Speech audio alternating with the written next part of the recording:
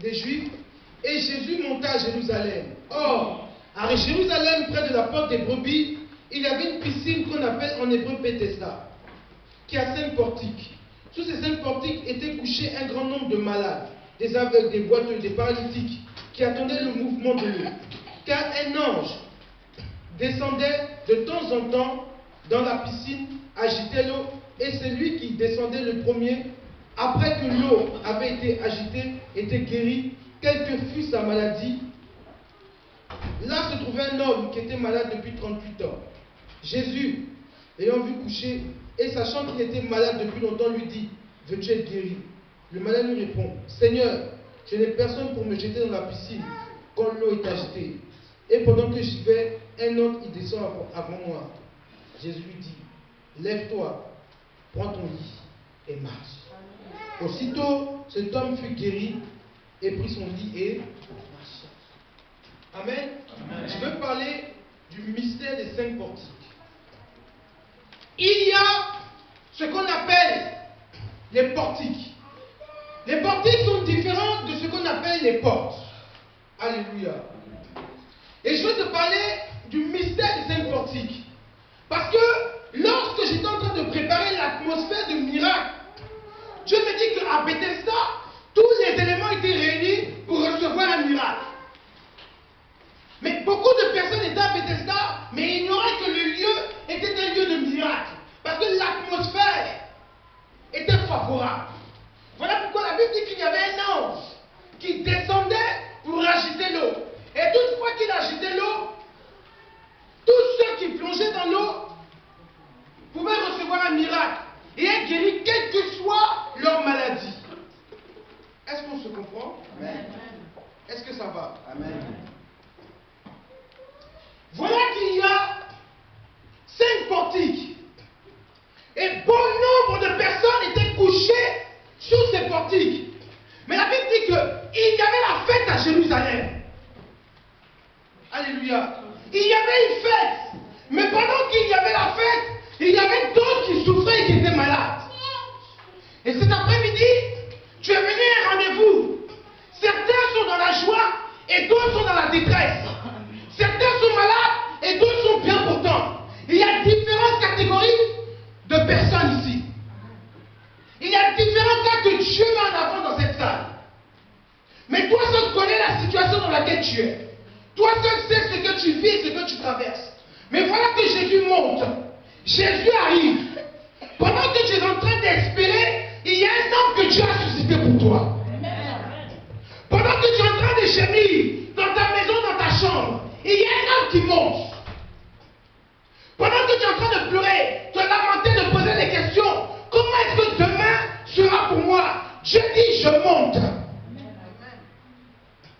Tu es dans une situation catastrophique. Dieu dit, je monte. Dis, je monte. Je monte. Il faut que tu montes avec le Seigneur, le roi de gloire.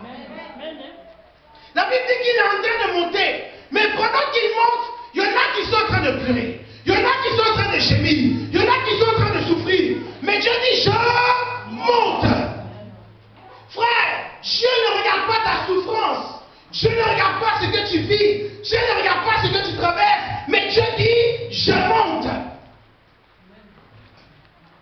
Il y avait un homme qui était là depuis 38 ans. Il espérait. Chaque année, Dieu va faire. Rien ne se passe. Beaucoup de prophéties sont passées et rien n'a été fait. Aujourd'hui, Dieu dit, ainsi par l'Éternel, cette année tu vas te marier, l'année passe. Cette année tu vas enfanter, l'année passe. Ce monsieur a espéré pendant 38 ans. Ce monsieur connaissait le ministère des anges. Il savait qu'il y avait un ange qui descendait pour remuer l'eau. Mais il ignorait que l'ange ne pouvait rien faire pour lui. Dis Amen. Amen. Il pensait que l'ange était la solution. Il pensait que l'ange pouvait le sauver. Il pensait que l'ange pouvait le sortir de sa situation. Mais la Bible dit que l'ange descendait. Il ne calculait personne. Il remuait l'eau et remontait. Je vais t'annoncer quelque chose ce soir. Le Seigneur Jésus ne s'arrête pas sur ta situation. Quand nous regardons les Écritures, comme il fallait qu'il passât par la Samarie, Jésus n'avait jamais dans son processus, il y a un plan pour s'arrêter quelque part. La Bible dit Jésus passe. Jésus ne s'est jamais arrêté. Jésus passe. Le miracle est en train de passer. Frère, il faut savoir arrêter le miracle. Tu vis avec un homme. Tu vis avec une femme. Tu penses que tout est acquis. Rien n'est acquis. Le temps est en train de passer. Non, tu as un salaire de 1200 €. Comme tu viens d'arriver direct du pays, tu penses que tu as eu un salaire de ministre, tu penses que tu es arrivé en France. Le temps est en train de passer. Dieu ne s'arrête pas sur une quelconque situation. Je passe. Le temps avance. La Bible dit l'heure vient, mais elle est déjà venue. Regardez comment Dieu parle. Les gens pensent que j'ai le temps. Dieu dit que le temps pour toi est déjà arrivé. J'ai le temps d'aller à l'église. Dieu dit que le temps est déjà arrivé. J'ai le temps de prier. Dieu dit le temps est arrivé. J'ai le temps de jeûner. Dieu dit le temps est arrivé.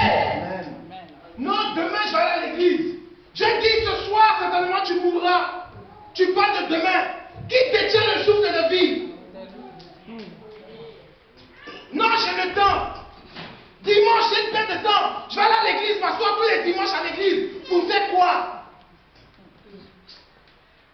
Frère, je vous ai dit ici que le souffle de vie est payant. Mais beaucoup l'ignorent. Mais la Bible dit que Jésus a payé le prix. Donc, le prix que tu devais payer pour ta vie, il y a un homme qui a payé ça à ta place. Donc quand tu te réveilles, le matin tu respires, tu crois que c'est normal. Ce n'est pas normal. Il y a quelqu'un qui a payé pour cela. Vous pensez que la vie est gratuite? La vie est payante. Mais la Bible dit, si tu pouvais payer ta vie, comment tu allais faire? Même une minute, est-ce que tu peux payer? On a vu les grandes stars de Michael Jackson. Les présidents qui sont morts, ils avaient l'argent, les liasses de billets, qui pouvaient même atteindre le ciel. Mais ça n'a pas payé le souffle de vie. Parce que la vie que Dieu donne n'a pas de prix. Dis amen. Et il y avait un homme qui était assis là depuis 38 années. Ils ont fait la question, mais jusqu'à quand? Mais frère, il n'était pas le seul à souffrir. Il y avait 5 sportifs. Et bon nombre de malades étaient là pour la même situation. Tu vas à l'église, depuis là Dieu ne me bénit pas. Frère, tu n'es pas le seul à prier. Tu n'es pas le seul à jeûner. Même moi qui te parle, je prie comme toi, je jeûne comme toi. Depuis là j'attends. Frère, on est tous là à prier. C'est pas là qu'on le ciel est nos prières. Amen. La Bible dit que ce sont les violents qui sont en part. La prière n'est pas violente. Mais après les violents, je passerai avant toi.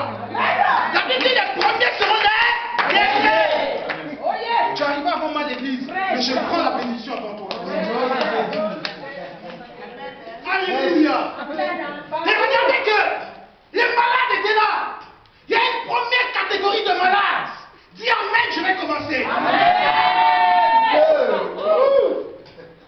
La première catégorie de malades, Dieu me parle des hommes d'affaires ce soir. Tu es sous un portique ce soir.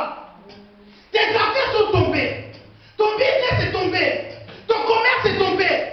Et tu es là. Tu es couché. Quand est-ce que Dieu va faire quelque chose? Mais Dieu dit, je monte. Tu es sous un portique. Il y a des gens ici qui ont fait des affaires et ils sont tombés. Mais l'ange des affaires est descendu ce soir. Amen. Il est en train de remuer l'eau. Et pendant qu'il remue l'eau, il y a une personne ici présente qui va recevoir la restauration financière. Amen. Amen. Parce qu'à la porte, on est plus. Maman, il est reste debout. Tu vas devenir une grande femme d'affaires. Reste debout. Reste là. Et pendant que l'ange était en train de remuer l'eau, les gens étaient là. C'est moi qui vais plonger. C'est moi qui vais plonger. Et un plongeait et l'autre restait. Ce soir, personne ne va rester. Tout le monde va recevoir. Parce que le roi de gloire est en chemin. Amen. Approche-toi, mon aussi. Viens, dépêche-toi. reçois l'atmosphère de ton miracle par la puissance de Dieu au nom de Jésus. Reçois l'onction du miracle. Les affaires reprennent par la puissance de Dieu au nom de Jésus. Regardez, l'ange est remonté et il y avait une nouvelle catégorie de malades qui étaient couchés là à Bethesda. Et lorsque Dieu commençait à me parler, Dieu me parle des femmes qui sont stériles. Il m'a dit, ils viennent à l'église, mais elles sont sous un portique, couchées là. Et elles se demandent, quand est-ce que je vais mettre au monde? Quand est-ce que je vais enfanter? Quand est-ce que je vais concevoir? Mais la Bible dit qu'il y a un deuxième ange qui se présente. C'est l'ange de la fécondité. Dis Amen. Amen. Il y avait des femmes qui étaient couchées là. Elles attendaient le mouvement de l'eau.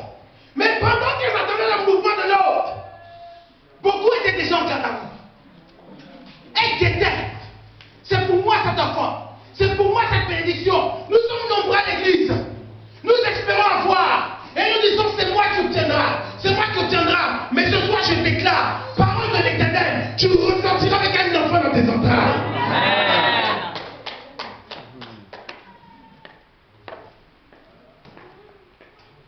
Nous sommes dans l'atmosphère du miracle. Et l'ange est présent. Parce qu'amène-toi derrière lui. Je prophétise. Et je déclare que l'année prochaine, à la même époque, l'atmosphère du miracle soit favorable. Je brise toute forme de stérilité et que le miracle soit possible. Nom de Jésus. Dis avec moi, nous sommes le troisième portique. Regardez un peu. Nous ne sommes même pas encore arrivés aux malades qui étaient là depuis 38 ans. Mais Dieu est en train de gérer les différents portiques.